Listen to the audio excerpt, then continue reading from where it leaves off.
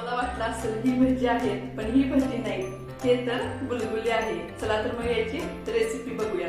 त्याआधी cook with Punhun हे आपलं चॅनल नवीन आहे, त्यासाठी आपले चॅनल ग्रो होण्यासाठी प्लीज माझ्या चॅनलला सबस्क्राईब करा आणि व्हिडिओला लाईक आणि शेअर करा।